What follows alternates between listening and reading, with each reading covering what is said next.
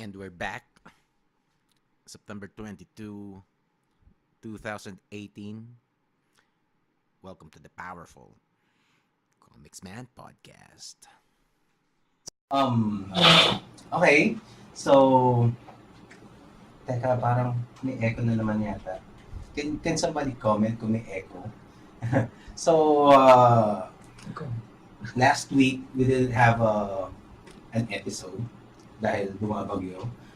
And we thought it's only appropriate na we delay the episode para i-observe naman yung may nangyari sa bansa, diba?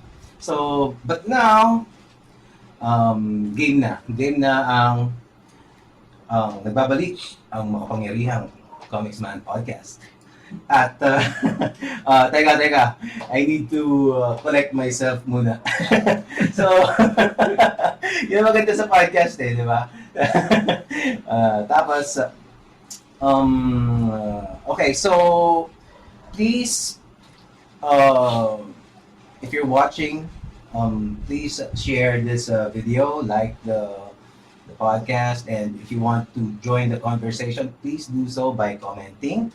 The things that you can do is being blasted right below the screen. Ayan, paulit-ulit lang yan. Visit komiksman.com for more episodes. Ang dami na naming episodes. So if you're new, if you're just catching this show, check out komiksman.com or the Facebook page. Just browse. Ang dami ng mga episodes. Ang ganda ng mga kwentuhan namin doon. Sobra. And it's a kind of media that's uncommon for Filipinos, di ba? And I think kung gusto nyong magka-break naman sa mga sa mga typical na mapapanood, di ba? You can watch people na, and I promise you, all my guests were awesome. Yeah, ang daming matutunan. And it's not just awesome, when I started listening to podcasts, it didn't even occur to me that I could enjoy listening to people just talking. Di ba? Parang tapos yung pala shit. So you'll be surprised in the things that people, the stories that they have to say, that the stories that they have to share. It's really surprising. And I think that's what captivated me to do podcasting. And I think that kind of entertainment is missing in the Philippines kasi ang daming foreign na ganun, so why not, diba? Anyway, this show is brought to you by my forever sponsor, which is Mucha Lux Cakes. But you know, nagtago. Okay. And pero yan ang una namin gagawin. Titikman namin ang Mutual Lux Cakes. And without further ado, they're gonna have a concert in a few days. And these two, I'm very proud. Kumbaga, this is why, having people like them, this is why I started this little project of mine. I'm really excited na nandito sila. And our good friend, Miss Banaue Miclat-Janssen. And she is, mamaya natin, basta si Banaue and Mr. Jesse Lucas. Jesse Lucas. These are two geniuses in what they do, promise. And like I said dun sa post ko, parang I'm not sure if this room can even contain these two. Anyway, my name is Jerald DORADO, and yeah, let's start. Let's kumain muna tayo. Ito yung masarap Oh. Joke ka eh. Oo nga, ito para sa'yo.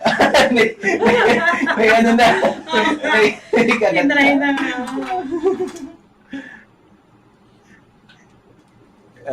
Okay. Mutual Lux Cakes is of course vegan. It's a vegan. It's cake. Okay, it's dessert. So as you can see, there's chocolate on top and some nuts.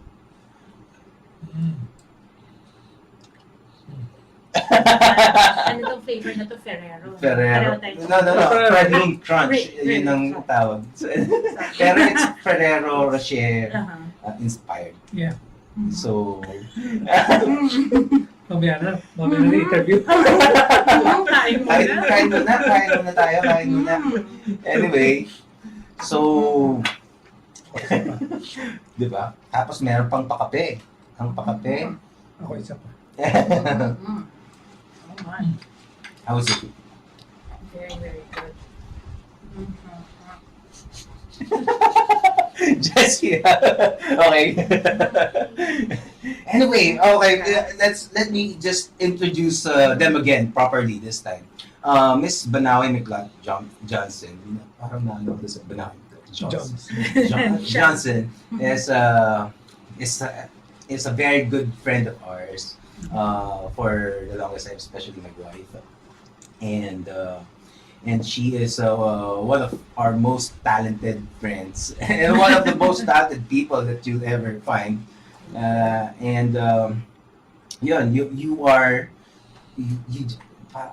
She is an actress, a theater actress, and also a classical singer, diba? And also recently you were assigned as as the ano nga ba yan? Artist. Sige. Two things. As of this year, ako na ang artistic director ng Dulaang UP sa UP Diliman at saka executive director ng Maningning Miclat Art Oh, Foundation. very nice. So yun. We'll talk more about Maningning Miclat Foundation. And Mr. Jesse Lucas is narinig bata. I don't even recall when I started hearing his name, Jesse Lucas. So you hear it on in TV as a musician. There you are, a composer, diba? Ayun. Ayun, mukha namang... Siguro kasi I've been in the TV and the film scoring business for the longest time. Mm-hmm. So, but I started my career as a composer in theater, actually. Oh. So, sa Dulaang UP rin, Katimpal. And then, nagkaroon ng opportunity for me to do TV. Tapos doon nagtuloy-tuloy yun. Oh, okay. TV and mostly film scoring. So, so nag-teatro ka rin pala? Yes. Did you act? No, as a scoring, doing music also for plays and musicals, original musicals. Pero si Banaue is a veteran of acting. So, since when did you start? I started, swerte ako, I started when I was 12 sa PETA. They had a workshop production of Raja Mangandiri, which was the Filipino, the PETA and Filipino version ng Ramayana. And naswerte na nakapasok ako dun sa workshop production through an audition. And yun na pala, dun ko na-discover na gusto ko ang teatro. And this is funny because ang nangyari doon was, because it was a workshop production, meron siyang stipend. And yung karamihan ng mga kasama ko doon, yung adults na. So the stipend, of course, they used for their everyday stuff. Ako, bilang 12 years old ako nung time na yun, sinusundo ko ng magulang ko, may baon ako, pagkain. So yung check-in nakukuha ko, sa akin lang yun, pang saving. So sabi ko, so ang konsepto ko ng teatro, ay may pera dito. Bata pa, may pera na. So, doon na, dinare-diretso pa na. So you were how young? 12 years old.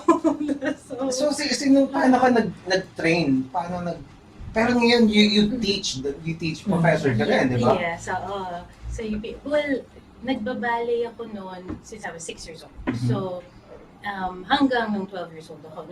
Kaya lang ng time na yun, right before I auditioned dun sa PETA, ang nangyari, meron recital sa kung saan ako kasama ng ballet nung time na yun. And dun sa recital, kailangan mo ng rehearsal na point shoes, kailangan mo ng show point shoes, tapos may gastos din dun sa costumes.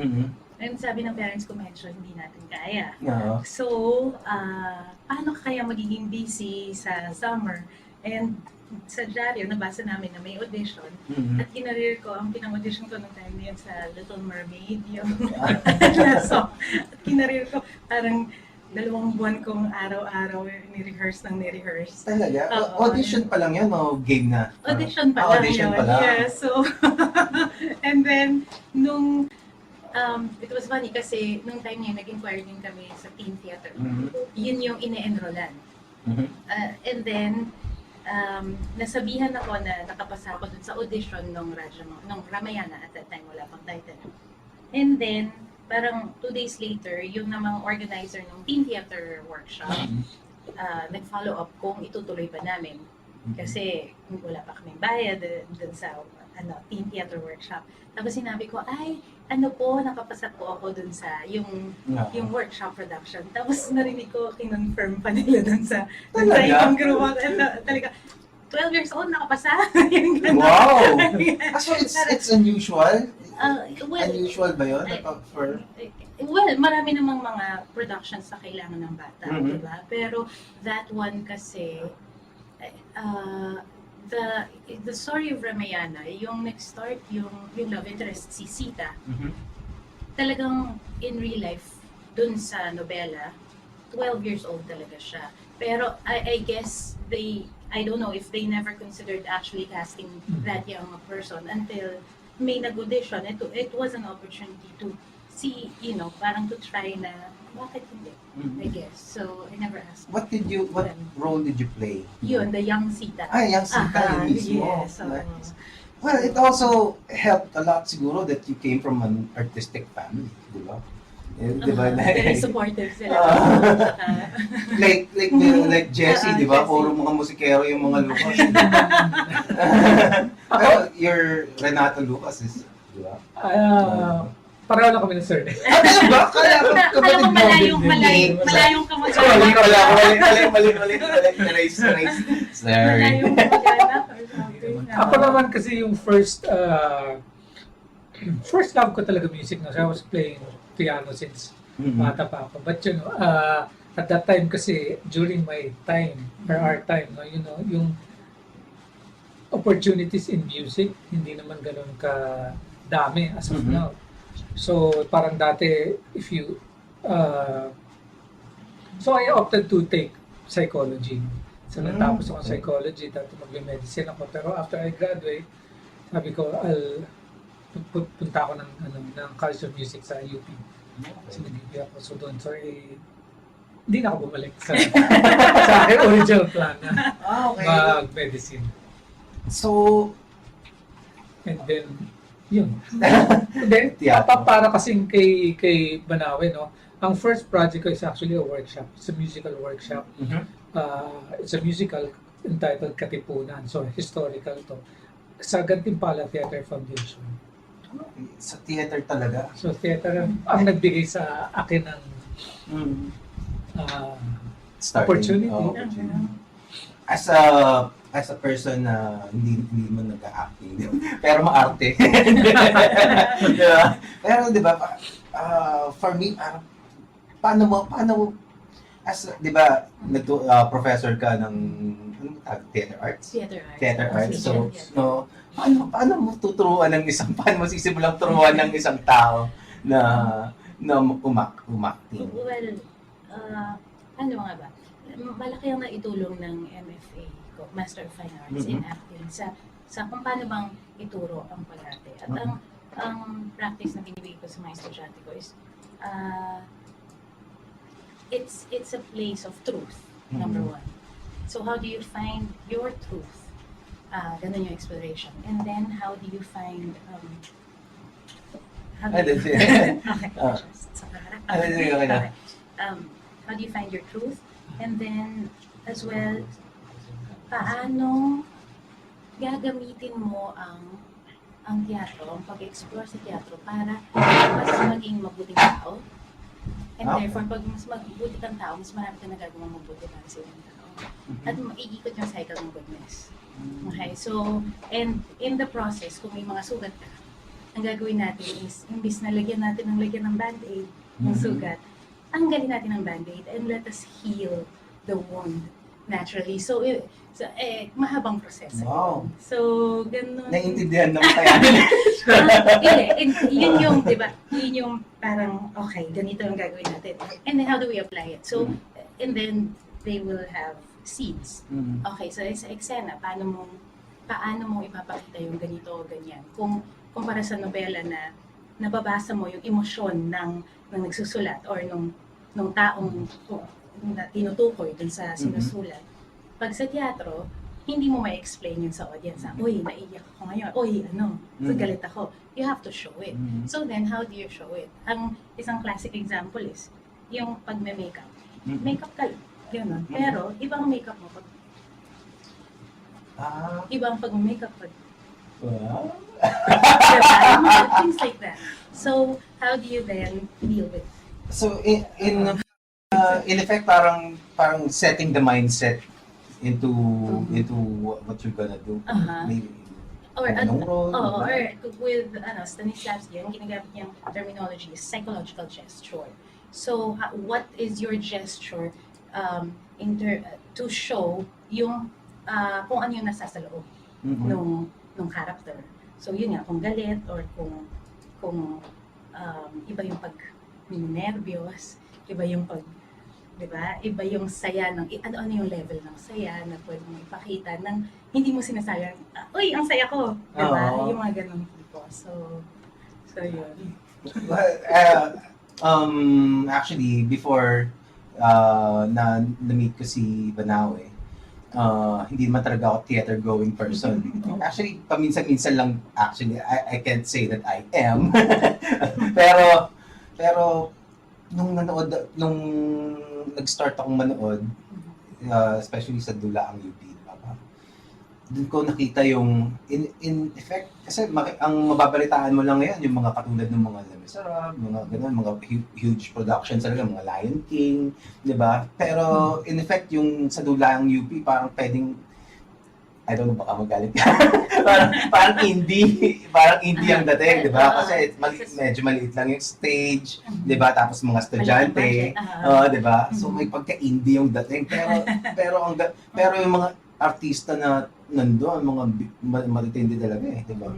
Doon din yung mga sa panahon natin ngayon, yung 43 years na, ang Dulang UP by the way. Wow. And sinimulan nito ni Professor Emeritus Tony Mabesa. At doon sa 43 years na yun, yung mga kilala na natin ngayon, na lagi nating napapanood kung saan-saan, marami sa kanila nagsimula sa Dulang UP. Sige nga, let's dali. name names. Sila Shamin Buencamino, Shamin Santanera Buencamino, Eugene Domingo? Eugene Domingo, definitely. Irma Adlawan. Marami pa. Mga directors na rin ngayon. Dennis Marasigan, doon din nagsimula. Anton Juan, actually. Jose Estrella, doon nagsimula. Designers like Clint Ramos na nananalo sa Tony Awards sa US. New York-based na siya. Wow. So, people like them. Si Carlo Pagunaling na nag-design at nanalo for Rock of Ages. Faculty din namin ngayon sa Dulaan, sa DSCTA, Department of Speech, Common Theater Arts. So yun, mga ganun. Jo Marie Jose, ayun. Grabe, no? It's one thing that I noticed too is that, di ba, pag sinabing teatro, parang hindi pang masa yung dating nun Actually, di ba? Tapos yung mga, actually, ang hirap i-phrase ng question. Anyway, so di ba parang it's not, parang may dapat social ka pag pupunta ka sa teatro. Kasi ganun yung makikita ko, yung mga big productions are being shown in Soler, di ba? Kailangan nakaporma ka, magbanood ka, tapos ang mahal ng ticket. Tapos, so I think that kind of parang mentality, parang umaano sa lahat ng uri ng teatro And the thing is, pag nanood ka ng theater, ang daming mga stories na that the masses would benefit greatly. Mhm. Diba? Which is kinda parang unfortunate. Diba? Kasi yung mga, diba? Parang, ang daming matututunan, ang daming mga magandang kwento, ang daming mga magandang mga bagay na pwede mong matutunan at magbukas ng isipan sa mga masa, pero kala nila pang pang elitista.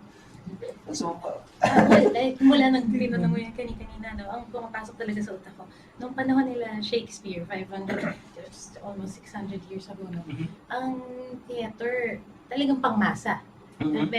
Yung audience sa baba, yung tinatawag na groundling, sila mga nagtitinda ng mga kamatis, ng mga isda, yun yung mga nanonood. At ang mga reaction nila, yung talagang maririnig mo yung, ay pag hindi nila nagustuhan yung isang character, pwedeng tapunan ng itlog or tapunan ng mga kamatis. And I guess for the longest time, sila din, even then, meron din silang mga palabas na para dun sa mga royalty. And then meron palabas na para sa masa. Feeling ko, no, nung medyo naging elitista ang teatro, siguro nung nauso na yung, at naging affordable na ang pelikula, at saka TV. Kasi yun yung mga bagay na kahit malaki yung gastos, pwede mong ulit-ulitin. So, nababawi yung gastos. Eh, yung teatro, kung ano yung ipalabas live at that moment, yun lang din yung mga taong, yung manonood na tao nung live na yun lang din ang makaka-access. So, diba? And then, hindi nauulit kung saan-saan. And hanggang sa naging parang, hindi na reachable dahil sa ganong konsepto. Pero before that, yun yung pangmasa talaga na bago magkaroon ng, yun yung entertainment talaga. Kaya teatro, di ba? Kaya yung movies theater pa rin, di ba? So, do you have any plans paano para mag-iba yung perception ng mga tao? Actually, hindi naman din siguro kasi parang depende kung from what point. Kasi yung ibang tao naman, like yung straight plays, I mean, I think si Jerald was talking about the huge Broadway musicals. But you know, we also have straight plays na I think accessible sa masa. Na like yung mga ginagawa ng pangalan, lang UP. You know, but well, you have to admit na syempre medyo high end yung pinapalabas sa Soler with all the cost and everything. But you know, I don't think it's representative of the theater. Whole theater scene in the country. Tama. So, di ba?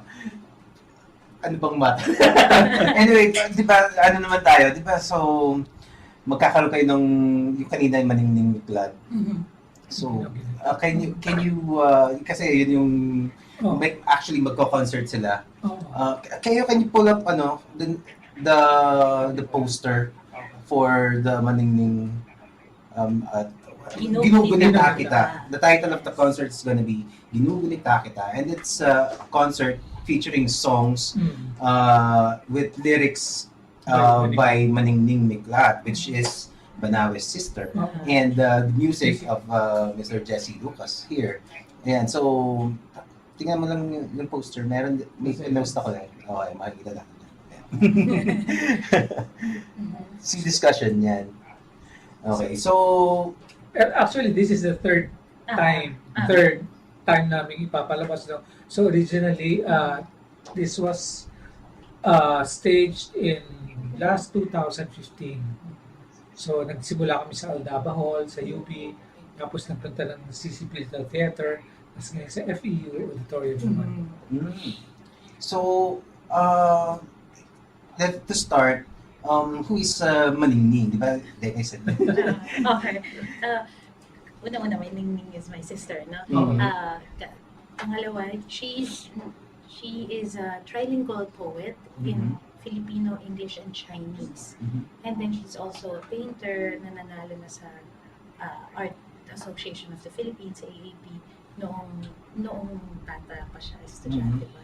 And noong bata din siya na si Cory Aquino ang presidente, siya yung naging interpreter nung pumunta sa China sina Cory for the first time after, nung presidente si Cory. So yes. I didn't know that. And she had a lot of solo shows. She had 2 books, one of poetry in Chinese that she published when she was 11 years old or 14 years old. And then the other one she published when she was 28 years old, Voice from the Underworld. Book of Poetry, ito nga, yung Book of Poetry niya in 3 languages na yung ilan doon, halimbawa, merong poetry in Chinese, tapos merong translation in either Filipino or English na siya rin ang nag-translate. At dun, yung librong yun yung nabasa ni Jesse ko na 2015. So, tinanong ko yung si Banaue kasi very lyrical yung poems niya eh. So may mga Tagalog, may English. Tinanong ko, gawa tayo ng project, pwede ko bang ipaalam sa family niyo na gawa ng music, ng kanta. So pumayag sila, and then na-inspire ako. So, siguro nagustuhan na rin nila yung ginawa ko. So sabi ko, ikaw kumanta dito lahat. So you have an album actually. Yes. So this collection of songs is actually available in iTunes and Spotify. Yes. So you can download that. Check Yes. out Ginugunita Kita, the album in iTunes, Spotify, and yun. Sobrang galing. So, but what is it about Maningning's poems that really imagination? What about? Yung topics siya kasi, about love, about life, which are all timeless. So, parang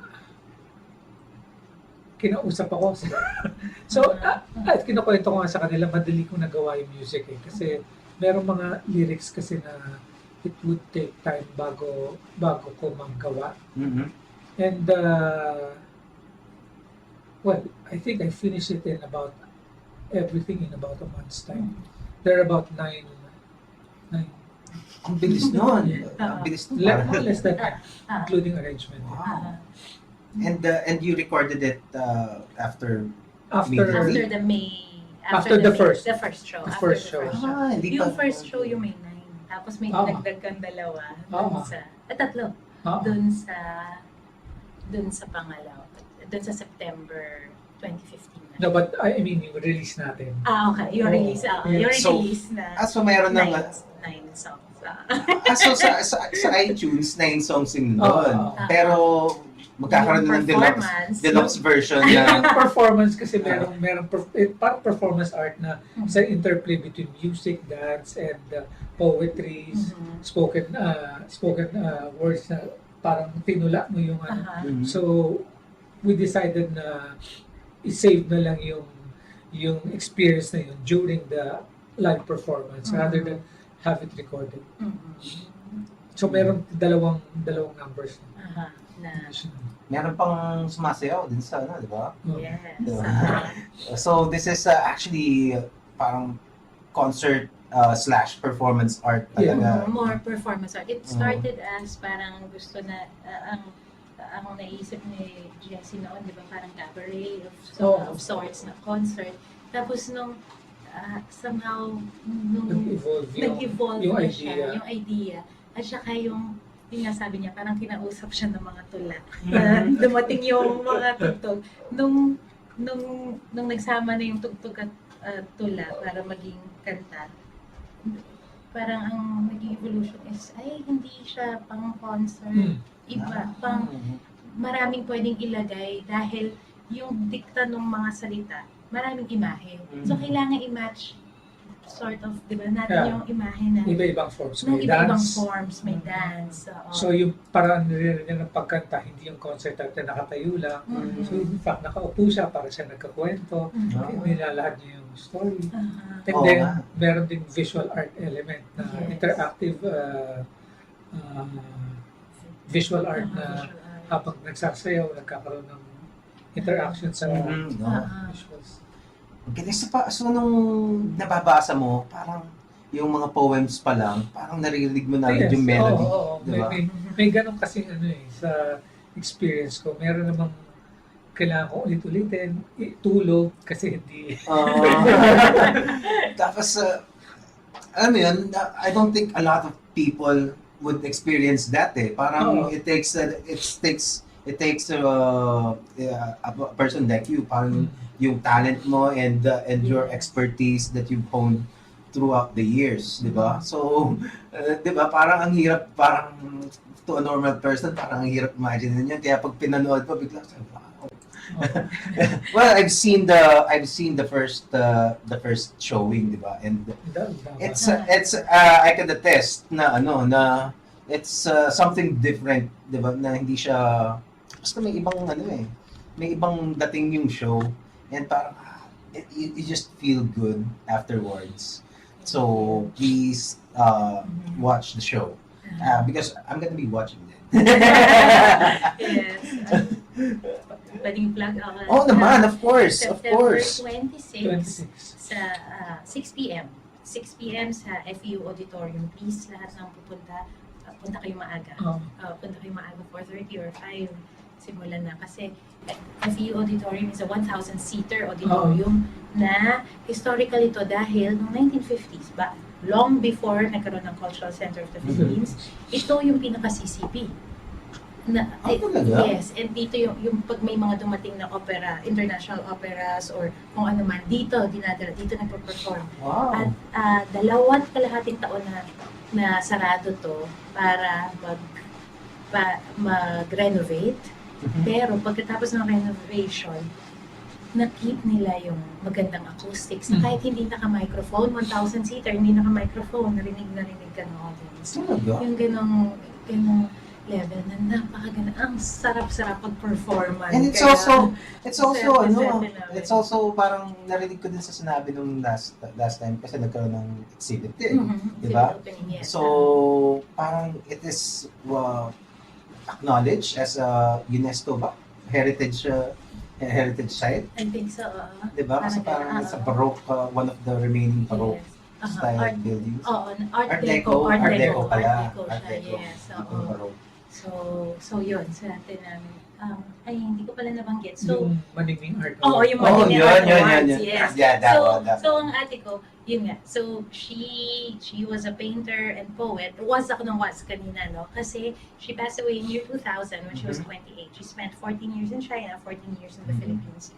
And so, when she passed away, na-realize namin, ang dami-dami niya nang nagawa na for other people, her age siguro, wala pa sa kalahati. And both in literary and visual arts. And visual arts. So, kasi merong mga kaedad niya pwedeng nag-excel sa isa, hindi sa kabila. Ay siya, pareho. So, may mga project kami, yung family, na on her first anniversary, na pag-usapan na how about we put up a foundation, a non-stock, non-profit foundation in her name, na ang seed money yung mga naipon niya nung noon at saka konting donations mula sa iba-ibang tao. And then, ang focus is to help young artists, 28 years old and below, 28 kasi 28 siya namatay, na magpuput up ng Poetry and Art Awards. Poetry Awards in either Chinese or Filipino or English during odd-numbered years, and Art Awards during even-numbered years. So in this year, 2018, it's the 8th Art Award year. So kaya nagka-exhibit. Yung may binanggit kang exhibit kanina, nagkaroon ng exhibit ng sa lahat ng mga entries, madaming entries na dumating, tapos 62 yung nag-qualify. And then, out of that, 18 yung semi-finalists na napili ng judges. Tapos, dun sa 18 na yon, sa gabi ng September 26, bago mag-performance art, mag-Ginugunita Kita, i-announcement nung finalists and winner ng Art Awards for this year. Wow. So mga estudyante yung mga sumasali. Karamihan. Meron ding mga yung kakagraduate, mga ganon. Basta 28 below. And below, oo. Tapos kasama kasi dun sa entries is yung birth certificate or passport kasi para ma-prove yung edad. So, lahat ng mga artist na nanonood at manonood nito, you can, or you have a pamangkin or anak or whatever, a friend na, diba, that's 28 and below, yun. Kasi katulad nung ako, hindi ko alam yun eh. mukhang abot naman, hindi pa naman ako 28. Hindi pa naman ako 29. Sana nakasali ako, di ba? So, di ba, yun yung kaya sinabi ko, kaya your families are really into art eh, mga ganun. Kasi pag several times, pag nabanggit yung Miclat na, well, probably dahil si Maningning din is very known in the art scene, di ba? Aside from yun nga, meron pang foundation. Diba? Tapos, I guess, ang tatay ko rin kasi manunulat. So, yun din. And, ang nanay ko ngayon nagsusulat na din. Talaga? Oo nga. So, sa Inquirer. Yeah. I asked your dad nga na maging guest ko dito. So, hi Tito Mario. Hi Tito Mario. Diba? Pag-usapan na namin eh. He's interested. So, I am thrilled. Ina-announce mo lang siya, kaya wala nang pawala.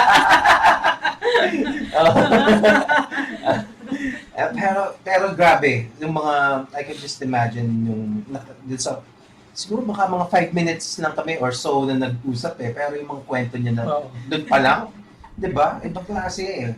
He's, basta he lived in China, parang, siya na lang pagkukwento kung bakit. At yung mga books na mga sinulat niya, diba? So, wow, parang yun yung mga taong gusto kong i-guest dito. Diba? So, yun. So aside from this performance art, what else are you guys doing? Like, well, ako naman kasi we have an art company, the Artist Playground. So we produce plays also in sinasabi mo parang indie and musicals, and we have a gallery also. It's along West Avenue. Artist Playground talaga. Lahat ng artist as in. Actually, ang Ginugunita Kita is the first project ng Artist Playground 3 years ago. Diba? Yes. Yun yung... Na nagsimula kami nung ang Artist Playground sa isang maliit na condo unit. So, parang 30-seater lang yun eh. Parang kinonvert lang namin. Okay. Tapos dun namin unang nagkaroon ng public performance. Sa condo? Sa loob ng condo? Wow! So, intimate lang. It's out of the box na idea. It's a playground. Essentially, it's an artist playground. Maganda yung mga gigs na gano'n eh. Parang nakapalibot lang kayo. Tapos, minsan wala pang acoustic nga lang. Wala pang, diba? Pero, you still play, kasi parang pag sinabing theater arts, parang may iba yung dating eh. Hindi katulad ng rock and roll. Diba? So, pero, sa bagay, ang dami na kasing mga kinds of arts na pinaperform ngayon, like yung mga spoken word. Yes. Actually, hindi pa ako nakakapanood ng gano'n. Interesting. Spoken word. Pero, aside from the videos, tapos yung minsan, mga instruments na unusual, diba? mga stand-up comedians, mga improv, diba? So, yun, sama-sama na. sa Artist Playground, pwede rin. Pwede rin. Basta merong konsepto na pwedeng i-submit. Cultivate. So, tapos aside from that, you create music for TV? Yes. I have a project right now, yung Playhouse. It's a teleserye for ABS. So, teleserye yun? Teleserye. Every day. Sinong bida doon sa teleserye? Angelica, Panginiban, and Sanjo. Yung pang tanghali. Okay. Kala ko pambata playhouse. Okay, family, I oriented. see. So, paano yung, how does it differ, yung paggawa ng sa teatro? Well, Mas yung creativity ba, parang yung para naman ng process when it comes to uh, how you compose, kasi parang sasabayan mo lang din naman yung emotion ng characters. Ito masaya, at the very basic, malungkot, or nakakatakot, but since it's mostly studio works, so I have a MIDI setup, studio setup, so I compose them and arrange the music in advance, and then saka ako ilalapat sa mga scenes. So, pero yung mga ginagawa mo sa Playhouse, mga original for that? Yes, talaga? originally written and composed and arranged. Ah. Well, except for the theme song. Which is? Theme song kasi nila yung more today than yesterday. Okay. So, I do some arrangement na parang slow version. Okay. Pero, di ba, yung mga, nag-compose ka na rin ng yung talagang ginamit yung theme song? Well, hindi, nakapag-compose ako for films. Yung For films. na merong ginamit na theme songs. Since when did you start yung pag-compose? And how does it, kasi ngayon, ang dami ng tools na Yun nga diba? So, ano yung mga pagkakaiba? Well, kasi yung naranasan ko nung dati, like yung when I started scoring, yung hindi pa yung sa computer, yung hindi pa movie file, have to do it the slow way of doing it. And then tape pa? Hindi naman. Tape. Tape talaga. Tapos may tinatawag nilang isa-slave mo pa yung sa VHS dun sa computer mo. So merong signal na you call SIMT. SIMT is called. So you attach it to that machine in the VHS and the computer. Unlike right now, it's movie file lang na ilo-load mo. Wow. Pero ngayon, puro digital na. And of course, kasi nung araw, there's a point against using the sample synthesizer sound nung araw, 10 years ago, because it sounds so unrealistic. So, ngayon, yung mga orchestra sound mo, very realistic na. Oo nga, no? Yun yung, may pinakita sa akin yung isang friend ko si Ramiro. Yung mga drum kits ngayon, parang tunay na Parang hindi na siya katulad dati na parang parang computer generated. Ngayon, computer generated pa rin, pero pati yung brands naka-dedicate pa din Pwede mong palitan ng mga snares, kung anong brand. I-modify mo yung drum set mo, no? Pati yung palo. Grabe, no? Oo. Yun nga lang, you have to invest on it kasi medyo mahal. Yun lang. Kaya magkakaya. Pero kung ewan ko. It works both ways kasi like yung they say na kasi mahal, like let's say if I score ang requirements sa film is a full orchestra, di ba? They cannot afford naman the whole live orchestra kasi nga mahal So sabi nila parang unfair naman sa mga musicians kasi nawawalan ng trabaho, gawa ng tinutugtog na lang. Pero oo nga, no? Sa bagay, no? Kasi parang ang hirap din as a musician, kasi ako dati nagbanda-banda rin ako, pero dito to. Pero, di ba parang usually parang, shit, kumbaga hirap na hirap sa opportunity. Di ba? Tapos biglang may mga ganyan, new innovations. Pero kailangan talaga humustle ka na di ba? Kanya-kanyang diskarte talaga. Ang advantage din kasi pag itong with all the technology, naging like you can produce your own songs na, di ba? You can arrange and then you can, unlike dati, what I'm trying to say is dati kailangan mo pa ng recording studio. Di ba? Kailangan mo pa, and then ngayon, produce ka ng sarili mong kanta. Pasok mo na Spotify. Oo nga, no? Di ba? Sariling mas madali maging independent ngayon. Oo. Well, yung mga bago kasi, paano ko ba? Di ba, ang pinaka problema talaga ng artist is to how to make a living dun sa art nila. Di ba? Kahit pa anong klaseng art na, kung anong art na ginagawa, music, painting, whatever, or acting, di ba? So, tapos usually may mga balakid pa, like, di ba, like may mga parents na unsupportive, di ba, tapos, di ba, Pero mas maraming ngayon sa social media, yung chance mo to express yourself, you know, for you, meron YouTube, free naman, then you develop your own niche, kung magkaroon ka ng followers. And I think also one key para magawa mo yung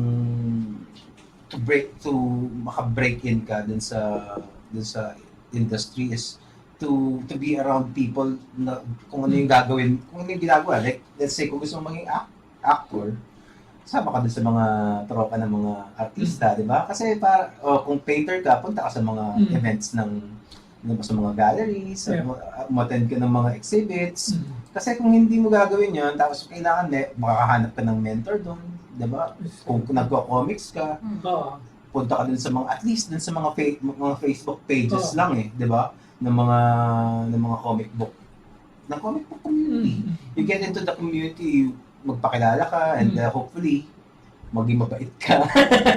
Para people will like you. Kung magaling ka, para people will recognize. Kasi parang if you're gonna be, let's say, gusto mong maging singer, gusto mong magbanda, tapos wala ka ng banda, tapos hindi ka naman ma-attend ng gigs, walang nangyayari, di ba? Hindi mo ma-develop. Kahit gaano ka kagaling.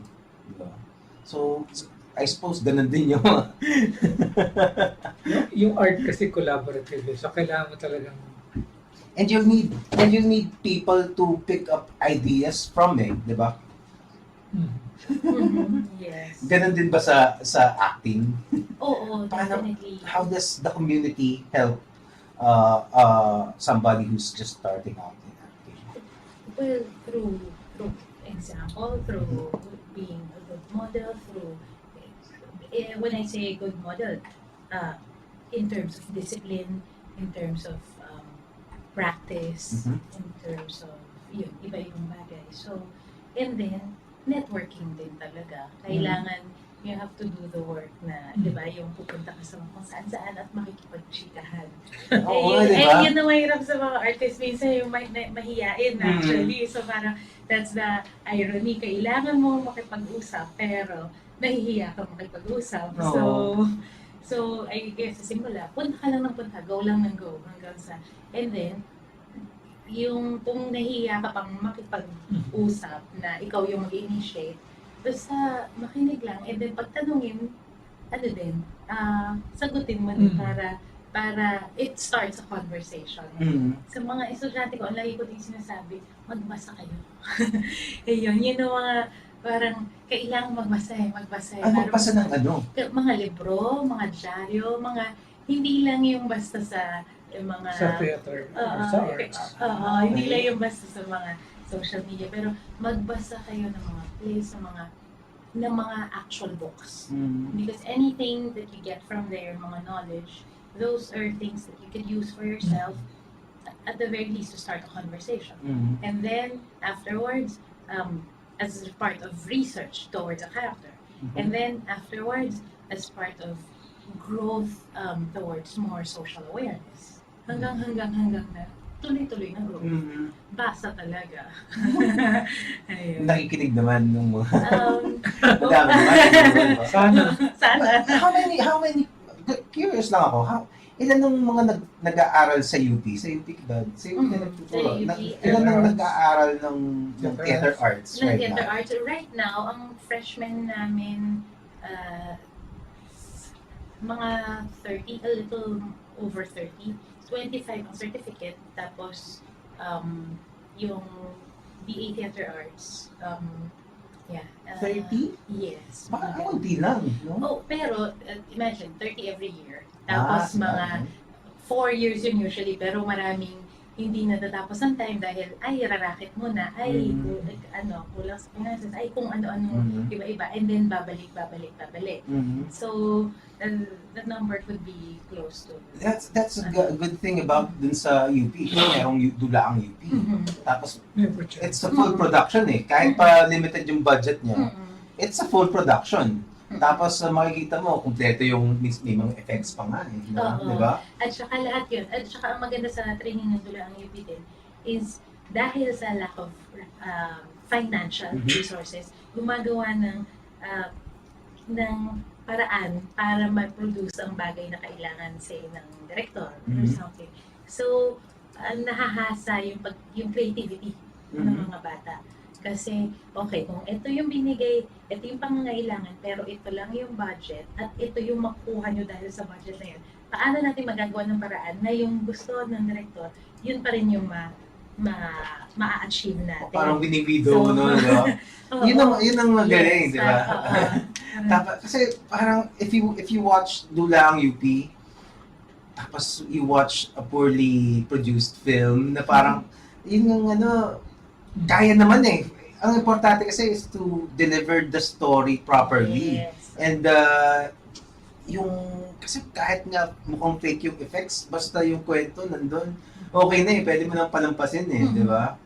Kahit naman dati yung King Kong, halata mo namang, yung unang King Kong, di ba? Halata mo namang hindi totoo yung mga nandun. Pero, nung pinanood ko, nag-enjoy naman ako. Ano ba yung Wrath of the Titans? Diba? Ang ganda ng movie na yun eh, pero alam mo namang fake. Diba? So, what I'm trying to say is, it doesn't have to be full, yung super laking budget. Especially yung comedy, yung mga comedy films natin. Ang lagi kong naisip na example dyan, yung yung movie ni Jim Carrey, Liar Liar. Paborito ko yun eh. Paborito ko yung Liar Liar na movie. And wala namang astounding na effects na ginamit dun eh. Parang it's just a solid story na nakakatawa, well acted, well directed, tapos basta nakakatawa siya. And it achieves kasi it's a comedy film, and napatawa ka. Di ba? Yun ang maganda eh. Kasi comedy tapos hindi ka naman natawa. Parang, 'di ba? Kahit pa anong klaseng special effects ang gawin mo. For me, it's a fail. Kasi hindi mo nagawa yung objective ng mo eh, nung genre mo. Ayun. Anyway. pero sa theater, well, isa pa, it's very engaging na nandun ka eh, 'di ba? And it's live, it's happening. And in Dulaang UP, the theater itself is medyo intimate, di ba? Hindi ganun kalaki. 300-seater. Dun nanood kami ng Lion King, ang laki nung medyo nalalakyan na ako. Pag nandun ka na sa malayo, parang maganda pa rin kasi nakakatuwa talaga. Pero parang, I could just imagine if I'm seated dun sa may harap talaga, siguro sobrang wow. No? So, yun ang maganda dun sa Dulaang UP. Ang pangalan ng hall na yun? Wilfrido Maguerero Theater. Sino siya? So, Wilfrido Maguerero, he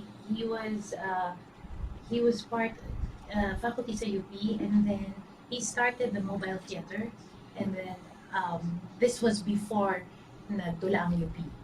And then he, essentially, yung first theater company sa UP, siya yung pasimula. And he's also a playwright. He wrote plays like Frustrations, My Father's House. Pero maraming mga plays din siya na sinulat, na classic na ngayon. So, nagtuturo pa siya retire na siya, pero nakatira pa siya sa UP nung tinayo ni Tony Mabesa yung Dulaang UP noong 1976. And then ipinangalan sa kanya Wilfrido Maguerero dahil nga siya yung ang dami-dami niya na-contribute sa theater sa UP na yun yung nagre-reflect ng a big part of Philippine theater as we know it today. So yun. So, before that theater, saan ginaganap yung mga play sa UP. Yun, yung theater na yun. Pero ang tawag doon, yun na. AS Theater. Hindi pa, wala pa siyang pangalan. AS Okay, Theater siya, I see. which is Arts and Sciences. Ah, Time na yun. okay. So, and then, Nirinig pinangalan lang. sa kanya, inalay sa kanya. Yun. Kalimutan ko yung tanong ko. Ayun, yun pala. So, dula ang UP ngayon. Ano yung mga ongoing plays ba? Yes, ang play ngayon, palabas hanggang September 30 is 6 Characters in Search of an Author ni Luigi Pirandello. He was an Italian playwright na nanalo noong 1938 ba ng Nobel Prize for Literature. Tapos, and 6 Characters in Search of an Author worldwide is isa sa mga pinakakilala niyang plays. Kasi it's a beta drama, it's a play within a play na essentially ang kwento is may nagre-rehearse ng play and then merong 6 na characters na pumasok sa teatro at sinabi nilang nabuhay kami kasi characters kami din na hindi tinapos ng manunulat. Pwede bang kung marinig niyo ang kwento namin at yun ang i-rehearse niyo at ipalabas niyo sa mga tao, baka matapos ang kwento namin. Yun yung background. Yun pala yun. Yes, ng 6 Characters in Search of an Author. At ang director nito is Professor Tony Nobesa. And then, ang next offering naman sa November, The Dressing Room, na pinalabas na noong 2016 ng Dulaang UP din, and directed by Alex Cortez. And dahil ang daming magandang feedback tungkol sa kanya, uulitin ito. It's a 4-character play, all women characters. At yung English version, all women. Pero dahil ang UP, ang Dulaang UP ay kilala sa paggawa ng plays na in English and Filipino. Yung Filipino version, ang cast, lahat lalaki, na maipi-play nila yung same characters noong sa English, which is, ang pangalan ay Actress A, Actress B, Actress C, Actress D, pero mga lalaki ang gaganap. So, ayun. And then, ang huling offering namin sa February is Nana Rosa, tungkol sa kwento ni Rosa Henson, yung unang lumabas na, unang nagsabi na comfort woman siya noong panahon ng giyera, comfort woman panahon ng Hapon, at kung ano yung mga nangyayari sa kanila bilang comfort women, at doon na naglabasan yung iba-ibang kwento noong Japanese occupation sa Pilipinas. So it was through her noong 1990s na lumabas siya. Siya yung unang lumabas? Yes, si Nana Rosa. Is she still alive? I know. No na? Grabe, no? Paano, sinong nag-research nun? From interviews? Well, ang playwright ng Nana Rosa is Rodi Vera. So, isang kilala at award-winning na manunulat. So, proseso niya. Diba? Sayang, I don't know how many Pinoys would know about Rodi Vera. Diba parang Yung pinaka-latest niya. Well, more ang mga yung kay Chito Ron, Signal Rock. Signal Rock. Siya ang sumulat ng Signal Rock. Okay. Ang writer. Writer siya, hindi siya. Playwright, Pero screenplay. actor din siya, di ba? Yes. So, yung... Actually, galing din mo Ang galing niya rin yung actor. May katatapos sa CCTV. Sa Rock of Ages. Rock of Ages. Sa tapos yung Balag at ano? Something. Sa CCTV nakatatapos din. Ayun. Wow. Ang pinaka naalala kong play sa Dulaang UP, yung yung Angry Christ. Napanood ko. Yes. Ang galing ng Angry Christ kasi meron siyang kakaiba eh. Meron kakaibang ginawa yung director dun sa Angry Christ. Tapos parang ang feeling ko lang I don't know if kasi para siyang comics. Kasi mayroong mga, di ko alam, ang galing nung pagka-execute niya eh. Yun yung sinasabi ko kanina na yung creativity lumabas talaga. Kasi, I don't know, hindi ko ma-explain. Ang director nun, si Dexter Santos, na siya rin nag-direct ng ng Huling El Bimbo. Nakatatapos lang ngayon. At siya yung huling artistic director ng Dulaang UP bago ako yung pumalit. At pumalit ako dahil ang dami niyang proyekto ngayon. And we're proud of him. Just today and yesterday, yung tribute kay Taking o Lucrecia Casilag, national artist Lucrecia Casilag sa CCP, siya rin ang nag-direct. And then ang dami niyang gagawin na abangan na lang ng mga tao. Pero yun, siya yung gumawa ng Huling El Bimbo. Siya yung sa Nauso ngayon yung mga ganyan di ba? Parang sinimulan ng Rock of Ages. Di ba? Tapos ngayon may Huling El Bimbo na. At saka yung Apo. Yun, di ba? May isa pa Tawag yata. nila dyan, Jokebox musicals. Well, nauso naman yung parang yung mga Mamma Mia, di ba? Kasi jukebox musical. Tapos gumawa tayo ng Rock of Ages. Which is parang, sana ipalabas ulit para mapanood naman kami. Oo, di ba yung Rock of Ages kakatapos lang ulit ng bagong season nila, nakapapalabas lang. Ang ilang daang, nila, palabas. Well, at least, dahil dito sa genre na to, can you call it a separate genre of ano? The fact that it has a name, no? Box music. Yeah, box It music. has a following. It already has a following. Sigurado ka, 'di ba, sa audience mo. Kasi lahat ng mga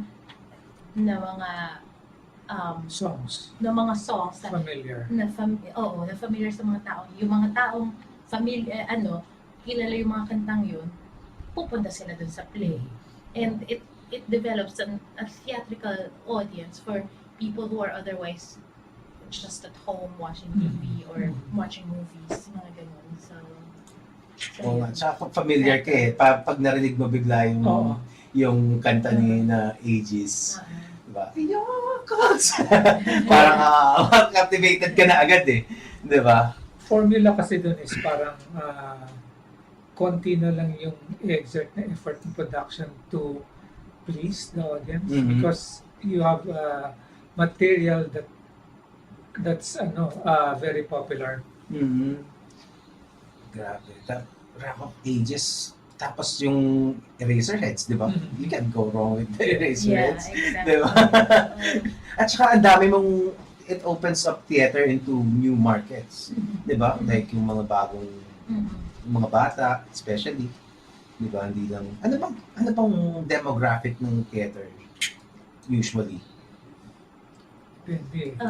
Depende nga sa subject. Depende sa play, depende sa bagay, pero definitely yung things like, yun nga, Huling El Bimbo, it opens up audience development for theater na mga I think mostly fans of Razorheads and Fit for Apo, fans of the diba?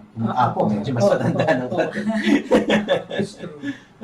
Kaya nga yung, I think, I haven't seen it, pero I think yung storyline nila, ganun din, nostalgic, yun yung tinouch nilang atake nila. Yung isa pa, yung mga superhero, like Sasha Saturna. Ayun naman original talagang original music yun. Oo nga. Actually, ganda ng music. I think, ako personally, for me, it's more, mas hanga ako for productions who would gamble on all original. Meaning, lahat. All in talaga. Pati songs, di ba? It's a big risk, but it's fulfilling kung maitawid ng maganda yung production rather than bank on what is popular. Oo nga, ano. So, have you tried na matawag doon yung a full production na ikaw yung gumawa na? Oo. Madami. Of course. Kaya nga diba? May tanong ako sa iyo kanina diba? Yung, kasi sa akin, pag maestro, kailangan parang conductor ka. Ganun ba yun? Ano ba yung nakakapamaestro sa isang musikero? Kagaya ko yung sabi ko, it's just one way of addressing siguro yung mga musicians na, but not necessarily in the field of conducting, but you know siguro kung gaya si si Maestro Renato Lucas, Mhm. not only as a conductor, but as a master cellist. Mm. Yung, So- may tanong ako pa about conductors. Yung ito stupid question. Oh. yung bang mga member ng orchestra, tumitingin talaga, kailangan niyang tingnan talaga yung conductor? Oo. Kasi yung cue, Mhm. kung saan papasok ng tama. Mm. Tapos kung tama, usually Eh, di ba nire-rehearse naman nila yon? Dapat alam na rin nila eh, kung nire-rehearse nila. Pero minsan kasi kailangan mong i-cue eh. Kaya maaari magkamali. So nakatingin talaga Oo. sila doon. So kung pag hindi ka nakatingin, pwede kang Kasi ang challenge doon ng conductor is kailangan sabay-sabay yun. Kung if you have 60 people Mhm. na playing iba-iba, Mhm. so kailangan maging cohesive yung tunog. Okay. So it is his duty na kailangan sabay-sabay. So kailangan na yung attention din ng musicians, not only dun sa binabasa nila, but dun sa leader. Which Pero is, pero the conductor can on a whim biglang baguhin niya yung sa usual na nire-rehearse nila, biglang No. Hindi ko ano yung pabagarin nire-rehearse nila. Dapat ganun. pero Dapat sumunod siya doon. strictly for classical, pero for sometimes for pop music kasi Mhm. na anything can happen. Pop meaning concert type, di ba minsan nagkakamali yung singer, di ba? Oo. Okay, nagja-jump from one So kailangan niyang baguhin 'yon. Okay. Kailangan habulin pala. Oo. Kasi naisip ko parang ang idea ko dati is parang siya yung singer. Tapos kinakanta niya yung tugtog ng orchestra. Tapos kung gusto niyang bagalan tong parte ito, siya bahala doon. O kaya biglang lalakasan niya yung kabila.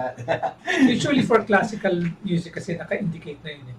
So you cannot change it really. Okay. But for new works, pwedeng maging collaborative yun between the conductor and the composer. Nice. Ganun pala yun. So, what other, aside from the piano, ano pa yung mga pinaplay mong instruments? Ang main ko talaga is piano, pero nag-aral din ako mag-gitara ng very basic drums. Okay. Parang- Pero have you tried the orchestra instruments? For nag-violin ako, pero konting kaalaman lang. Iba yung konti niya sa konti ko. Sa konti ng, ng karamihan. Anyway. So, ano pa? Napag-usapan natin. Kakanta ka, di ba? Oo nga. Alam mo, Kain ako ng kain. Kakanta ka, di ba? actually, sayang talaga kasi meron kaming piano na hinanda. Yun nga lang yung piano namin is old na. And hindi ko na-realize na basta si Rasha, hindi namin siya magagamit. Unfortunately, kaya hindi kaya hindi makakapag pakita mo nga kay yung piano natin. Yung camera. Ay, ito. Ayun, no, may piano. Kaso nagtatranspose mag-isa. So, May hindi sariling buhay. Oh. Ito okay lang after 30 seconds. Oo. Gumagano. So unfortunately hindi makakapag live na natugtog si dapat jamcast to. Oo Eh. nga eh. Dapat magtutugtugan kami dito. Yun nga lang hindi nakasama tong piano. Kala ko kasi okay siya. Dahil hindi naman ako marunong piano, nagtatranspose na pala, hindi ko namamalayan. Anyway, Buti na lang, meron naman kaming backup, kaya makakakanta pa rin si Miss Banaue. Mag-hi muna tayo kay Mr. Dominic Miclat-Janssen. Hi, Dom. And also, we have to talk about Raja, si Raha. Si Raha is Banaue's son na super nakakatuwa, super smart. I would have to say this, I haven't seen a kid his age na as smart as him. Super, anong ginawa mo doon? Anong pinakain mo kay Well, Okay. breastfed siya. At saka galing sa puso? at saka nag-blood type diet ako. 6 months before ako mabuntis, hanggang sa the whole time na nagbe-breastfeed. So, tagal nun, diba? Tsaka healthy living talaga. Blood type diet? What's that? Yung diet, based on your blood type kasi, maraming mga mas bagay sa'yo na pagkain. Di ba, blood type ko, A. And yung A yung pinakabagay na maging vegetarian. Pero kung ayaw, kung ayaw mo naman maging vegetarian, okay lang din. Kaya lang minimal ang pagkain mo ng red meat. So, mostly mga fish, ang source ng protein mo, or mga grains, mga ganun. And then mostly fiber, vegetables, ganun. Fruits din. Okay. So, depending on your blood type then, may mga, let's say, may mga maganda sa'yo normally. Say, for example, ginger, maganda sa blood type ko, A. Pero when you're pregnant, ginger is dangerous. So, may isang libro yan ako na ginamit. Wow. Oo, na kami ni Dom, hi Dada, kami ni Dom, talagang stricto kami na sinunod namin. Ano yung mga normally okay pero bawal pag ganito, bawal sa ganitong stage of pregnancy, mga ganon. And then, of course, as well, ayon sa research ng mga doktor, 80% of a person's brain comes from their mom. So, kaya naisasagot lagi ng asawa ko eh. Sabi niya, well, he only needs 20%. Pero, ayun. So, ganon, yun. Basta, tapos, he has, si Raha, he has his Rajism, di ba? Raja, di ba? Raja. Gusto ko, Raja. Si Raja. So, basta if you're following Banaue's post, basta nakakatuwa ang mga hirit niyo. At saka super pogi. Thank you. Super pogi. Ayun sa tatay yun. Tali na sa akin. Ang itsura sa sige. Ano tayo? Kakanta na Okay. si Way Banaue. Ay, teka. Gusto ko palang tanungin yung may naalala ko about this. Pero your name, Banaue, di ba? Ang ganda ng name mo eh. Ever since na-meet kita, Banaue yung name niya. So, di ba? So, sino nakaisip ng name mo? Magulang ko. Malamang. Do you want the funny story? Sige. Yung funny story, nag-iisip sila ng magulang ko ng bundok kasi akala nila lalaki. Siya. Tapos, nung lumabas ako, ay, babae pala. Nung time na yun, kasi sa China ako pinanganak, wala pang ultrasound noon. Time na yun, huwag na natin sabihin sa mga audience kung anong taon yun. Pero wala pang ultrasound noon. Tapos, nakita nila, ay, babae pala. Sige, may bundok namang babae. So, tuloy pa rin natin yung Banaue. Wow. Pero the medyo serious na reason is, dahil nga pinanganak ako sa China, napansin ng magulang ko na nung panahon na yun, ang mga Chinese, pinapangalan nila ang mga anak nila after great things about China and in China. And since Pinoy kami, parang nag-isip sila ng, okay, ano ang great about the Philippines that we can be proud of? Na gano'n, na hindi lang basta pangalan, di ba? Na may ibig sabihin. So, ang naisip nila, Banaue. Ang ate ko kasi alam nilang girl, again, dahil ang hinhinsat siya. So, maningning, gano'n. Ay ako, parang, ay, ang likot, bundok. Tapos, hindi malas. Okay lang, babae pa rin. Bundok pa rin. So, Buti hindi naging makiling kasi nababae. Pero mas babae yun. Si makiling. Pero kasi ang Banaue Rice Terraces is, di ba, UNESCO World Heritage Site. World Heritage Site. At the same time, officially eighth wonder of the world, of the ancient world siya. Oh, tsaka doon nag-retire si Thanos. Di ba? Matindi yung Banaue. Ayun. So ganon. And your sister's name, Maningning, di ba? Parang kakaiba eh. Yeah. Galing mga magpangalan dito. Maningning, tapos Banaue. Maraming mga kaedaran ko na kabarkada ng mga magulang ko na ang mga pangalan ng anak mga maka-Pinoy din. Mm-hmm. So, Laya, mga sining. I've read Banaue's yung book. Nasaan ba yung book nun? Hindi ko dala. Dapat pala niready ko dito para makita nila yung book. Beyond the Great Wall. Oo. Makikita mo talaga yung intensity eh. So, nung sinabi mo na, nung binasa ko siya, naintindihan ko bakit napukaw yung damdamin mo nung nabasa mo and it inspired you, di ba? So, what I noticed is yung intensity ng mga words, ng mga poems. Ayan pala eh. Yan, pakita natin. So, this is her, right? Pakita natin si Maningning. Gusto mo magbasa ng ilang poems? Sige.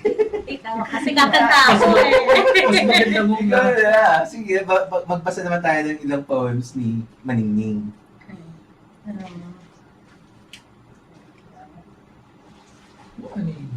Anina, gusto mo? Ikaw, Anina. Anina, mabis. maganda lang ba? Sige, yan, sige. Mag-poetry reading na lang tayo muna kesa Ito, Jamcast. konti lang naman. Anina, sige, sige. ayan lang siya. Sige. Hinahanap ko ang aninong nawala. Noong sa paggiyak ako'y nawala. At naalala ko sa ating pagsinta, ang aninong rin ay nawala yata. Tapos. Tapos na. Yes. Mas mahaba naman, pero No, actually, Diba? gagawin namin to sa gagawin Mm. namin to sa show, pero ang naging inspiration ko rito, so meron akong cello music na ginamit sa isang pelikula. Mhm.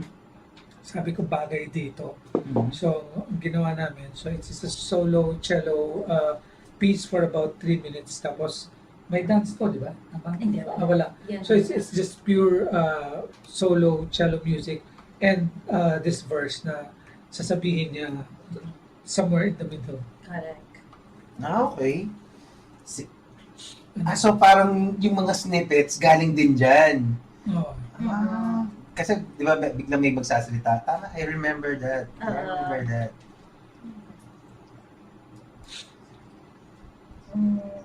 Ayun. Basta manood kayo. Tickets are available sa Ticket World. Oo. ticketworld.com.ph. Ginugunita Kita. Oo, yun. Ilagay natin sa link after. I just wanna know kung ano yung naging reaction ni your parents nung narinig nung nalaman niya that Jesse is interested in creating this project, and then after hearing the actual songs. Hindi ko rin. Kasi agad naman silang Pero pumayag. kasi nung pinarinig ko sa kanya, parang okay naman. Pero nung kinanta na niya, nag-iiyak. Talaga? Oo, iba. Diba kasi it's a very unusual collaboration. It's a personal, It's a kasi very it's a very personal personal project for us, for the family, and for Banaue. In fact, when if I remember nung binabalikan na niya lahat ito, parang nagkaroon siya ng discovery about her relationship with Maningning, and then yung mga so parang sabi mo nagkaroon ng healing, di ba? Yes. Parang ganun. Oo. Can you expound on that? Well, kasi this book, I guess, nangyari in 2015, no? 2000 namatay yung ate ko. That was 15 years. Well, constant, throughout those 15 years, constant yung yung meron kang good days, meron kang bad days. Anyone who's had a loss will know that. Parang merong mga times na, periods of times na mas madali ang ilang bagay para sa'yo. May mga times na malilimutan mong wala na pala siya at yung minsan maalimpungan ka, ay, sasabihin ko to sa kanya, tapos biglang, ay, wala na pala siya. So, may mga ganon. Pero things like, itong librong to, hindi ko to hinaharap.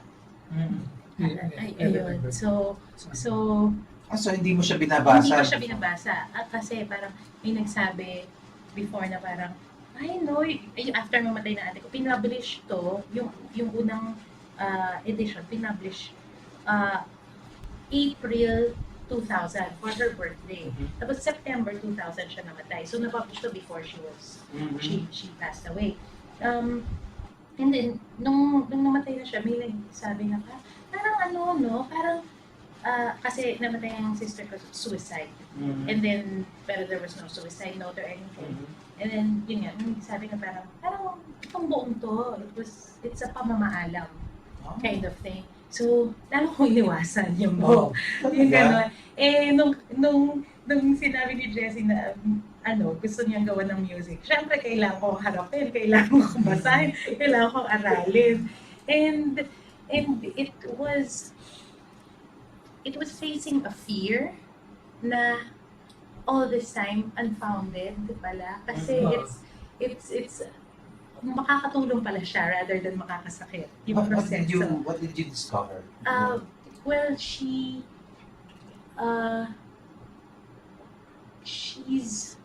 meant to do so many things in her lifetime that other people in our lifetimes are not capable of doing, precisely because she was only meant to have a little time on earth. So yun, parang, and yet, yung sa little time niya ngayon, hanggang ngayon, meron pa rin siyang binibigay sa mga tao. Like, sa amin through this, sa foundation na yun, sa Maningning Miclat Art Foundation, continues yun every year. May mga tinutulungan kami, kahit hindi na siya nakilala from what she did. Through that, ang nakikilala pa rin yung purpose ng buhay niya, which is to help people actually live and actually discover their gifts. Things like that na parang never kong nakita yung kasi kapatid mo alam mo yun, yung nakikita mo gumigising, nakikita mo yung human side pero yung to discover na okay, there's something beyond the humanity, and that's why we continue to do what we do to honor her, but at the same time it's her way of saying na I'm always around because this is the energy that I put out and this is the energy that keeps coming back dahil yun yung meant for her sa buhay niya. Well, she definitely did a lot in the little time that she spent here on Earth, diba? And you said kanina you got that message while reading the book. Studying Studying it for the Ginugunita, the first Ginugunita Kita show. Because the show is actually a journey, no? From the beginning, kasi nga ang operative word is Ginugunita, di ba? So parang Reminiscing. and then going through briefly through Maningning's journey as an artist, as a person. So, di ba, like you said, yung the way she died is really very tragic, and all very sudden, I presume, di ba? And I'm sure it was devastating for your family and Definitely. Sa family namin kasi, because nga sabi mo kanina, diba, we're all a family of artists, meron kaming respect for each other's privacy lagi. Na parang, and then there's the, typical mood swings sa mga artists na sige, pabayaan mo lang. So we didn't, she was never diagnosed with depression or anything. Kasi, nung time na yun, nung time na yun, hindi naman, pabayaan mo lang, painter or writer nga, parehong pang solo ang theater kasi kung hindi ka lumabas. So, wala kang project. Oo. Ang painting, pwede ka magkulong sa kwarto mo, 2 linggo, gagawa ka, and then saka mo ilabas. So mga ganon. And, ano to? Yung point ko. So we didn't see or notice kung iba na pala yung level of need niya ng time na yun. Kung meron man siya pangangailangan. Pero the last thing she ever said to me the day that she died was, okay na ako I love you. And it was after how many days a week of saying things like, there's so much love that I have, but I can't contain it in my body. Okay, things like that. And then things like, there's so many questions that the physical body that I can't answer in this physical body anymore. Okay, another background is because we lived in China. She lived in China for 14 years, and then sa Pilipinas nga for another 14 years. Iba yung perception namin sa suicide. Hindi lang siya basta yung Catholic version ng Pilipinas na it's all bad or something. It's if you've seen Crouching Tiger, Hidden Dragon, 'di ba yung ending is the suicide is the next step. So meron din siyang okay. So ayun. Pero yung it's not even Buddhist or whatever, pero it's for our upbringing, hindi siya like the Japanese have harakiri. It's an honorable thing. So hindi lang siya, it's not a condemnation kind of thing. It's yun na nga, nasa next step na. Wala na sa physical body, wala na sa I guess it's a freedom of liberation. It's a mindset. It's a mind, Yung mindset ng to proceed to another.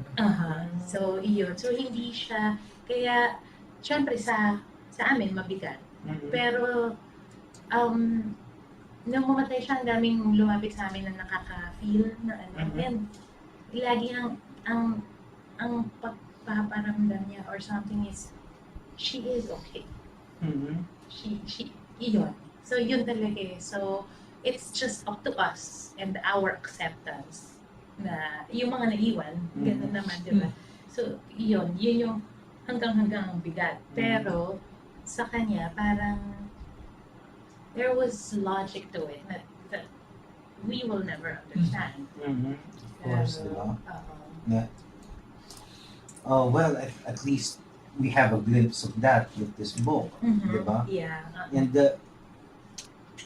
yung ibang nabasa ko, it's very intense eh.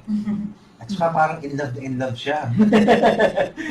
I think whatever she or whomever that love was parang physically, mentally in the physical way meant for. Essentially, it's that she loved purely, diba? During that time, it's in the physical state, pero yung love na yun yung even after death, yun yung nag-shine through sa lahat ng mga iniwan niya, sa lahat ng mga naiwan niya, whether material things or memories and things like that. So yeah. I'm sure it was very hard for your family to get over it. So how did you cope? How did you cope with such tragedy? There's no getting over. There's There's no coping. There's changing the normal. Changing your normal. Changing, ayun. Acceptance. Yeah, acceptance of a new way of living. Ayun, di ba? Kumbaga, kung mabasag yung baso, hindi mo na mababalik sa ganito. Pero pag umulit siya, iba na yung pagka-normal niya. Kung magagamit pa siya ulit, hindi na siya inumang baso. Vase na siya or something. Pero kung pinili mong may purpose, meron pa rin purpose. So, That's a great answer. That's, Thank you. that's why you have the foundation and Yes. the Yes. visual art Uh-huh. competition and the Competition. literary competition. Literary. Teka, tanongin natin yung literary, kasi madali, self-explanatory na yung visual art. Oh, Pero yung literary competition, competition. ano yung mga entries? Dapat poems ba? Or mga prose? Poems. Tagalog, English, and Chinese.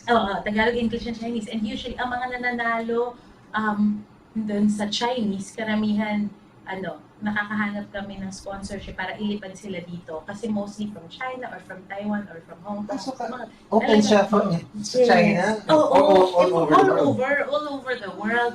Na Wow. actually sa literary noon, madali yung galing sa all over the world. Pero ngayon kasi ang artist playground, di ba nabanggit ni Jesse kanina, merong gallery din, district gallery. Partner din namin sa art awards this year. And it was yung sinasurlubay ng artist playground district gallery ang nag-suggest na we open the initial entries for the art awards online lang. And ang daming nakapag-send. So, and we're preparing na in 2 years, which is yung next na art awards, baka talagang galing na sa kung saan-saan sa mundo yan dahil online na. Pag napili ka as shortlist, saka mo lang isasend yung physical painting. So makakatipid yun para sa mga marami at saka makakabukas ng opportunity para sa napakaraming Meron bang digital category? Wala pa. Wala Kasi yung painting yung so parang expertise ng ate mixed ko. media Pero naman din. mixed media. Mixed media. Although mixed media, hindi naman siya. Mixed yung straight na. Hindi siya painting lang. Actually, yung first winner nga ng art awards, Dexter C, na isa sa mga judges this year, parang sabi niya, yun yung nakakatuwa. Nung time na nanalo siya, walang, parang yung Maningning art awards lang ang award ceremony na specifically for younger people. So nawawala yung competition with the bigger names na established na sa sali pa, diba? And then at the same time, it was one of the very very few na mixed media. Hindi siya basta lang painting na yung ganon. So it does open up possibilities for so many young artists. Well, as an artist din, especially nung time na yun, if you get shortlisted pa lang, it's a great boost talaga sa confidence. Lalo na kung eventually mananalo ka or magiging top 10 ka or something. And dati, natandaan ko yung shell canvas pa lang yung mga ganyan.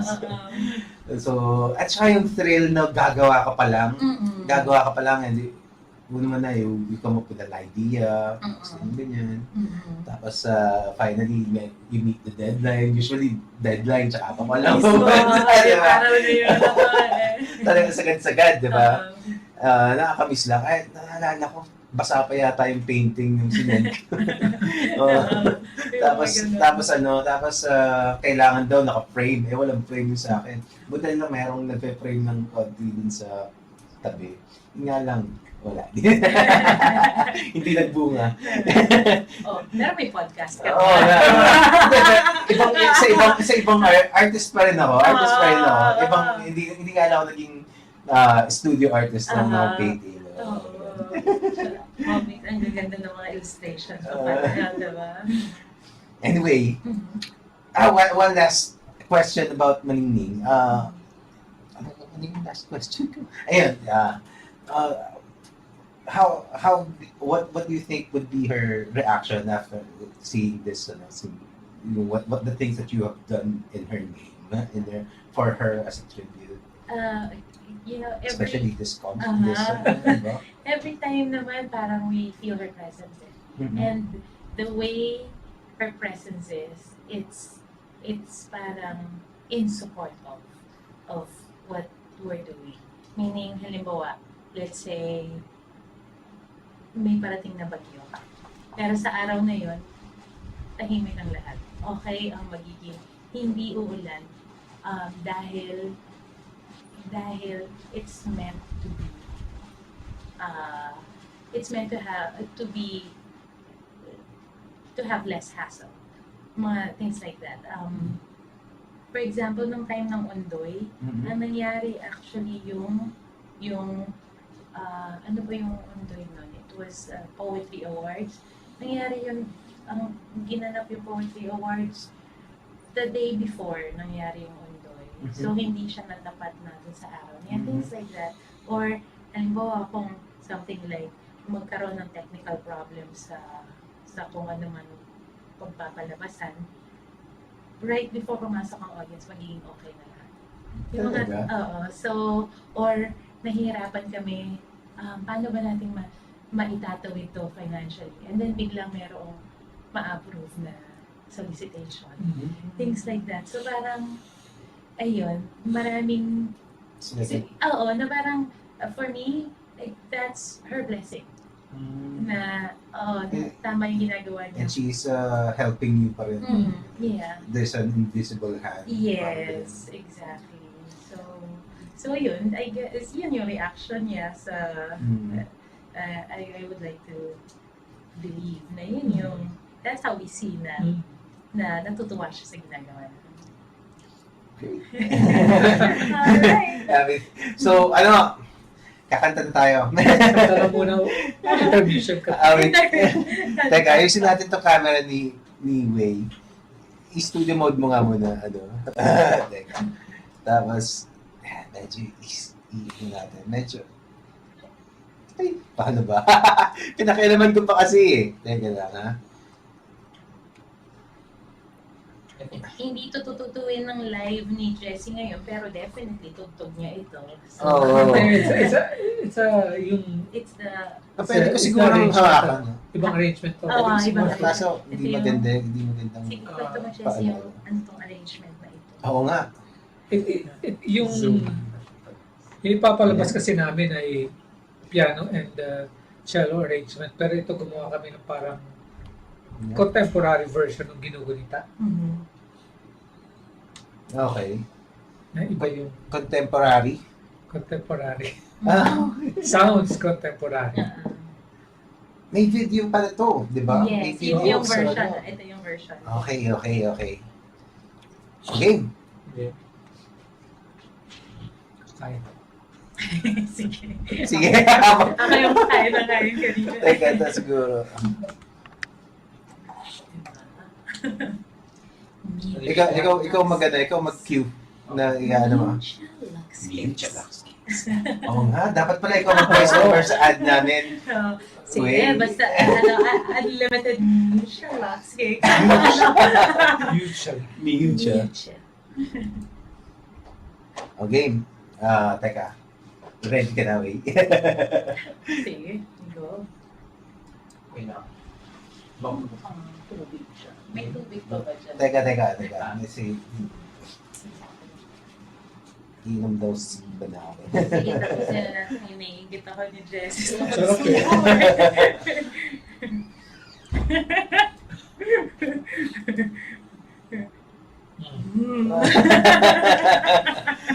Pero ibang klase talaga. Hello.mucha if you want to order. Hello, namin siya. Sa Instagram at hello.mucha. Pero kanina pa paulit-ulit ang ad ko sa ilalim. Teka, naghintay lang tayo ng tubig. Ay, okay lang. Sige, Okay, pwede na ba? Okay. Okay. Tubig after na lang. Powerful Keo Gloria in controls. Okay, and ladies and gentlemen, Miss Banaue.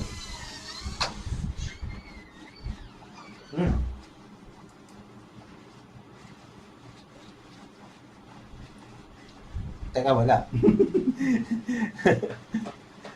wala. Ulit.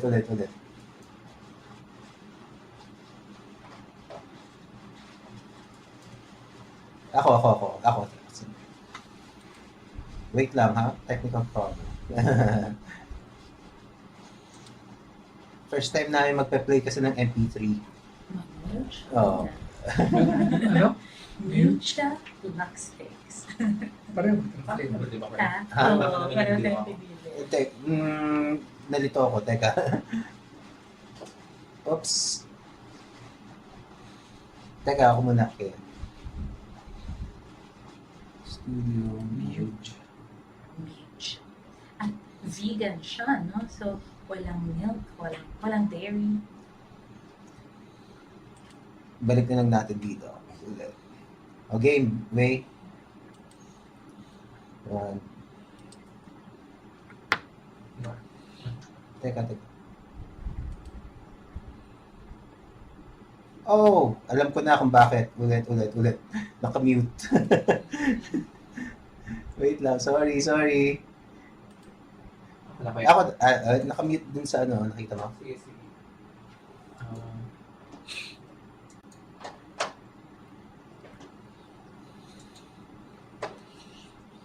Teka, ako. Yan. Hindi, baba. Nawala. MP3. Nakamute kasi siya kanina eh. Yan. Ito. Yan o. Oops. Okay. Okay. Again, one. Once again, Ginugunita Kita, di ba? Ito yung Kailan to? carriers. Kailan ulit? September 26, 6 p.m. sa FEU, newly reopened FEU Auditorium, Sampaloc, Manila. Alright.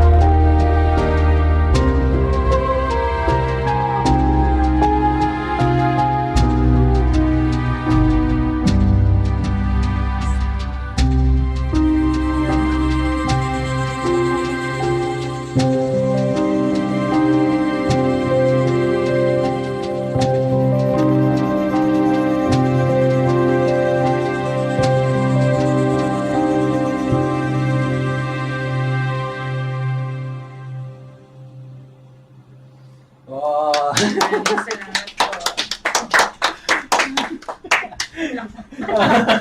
Hindi nyo naririnig kayo, no?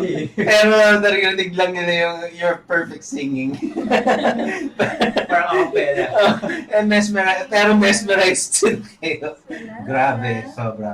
Well, Relax, meron agad mga comment sa...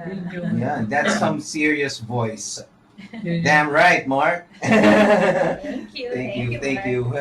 Sayang lang talaga, hindi nakisama ang ating piano. Naku, sana. Not meant to be.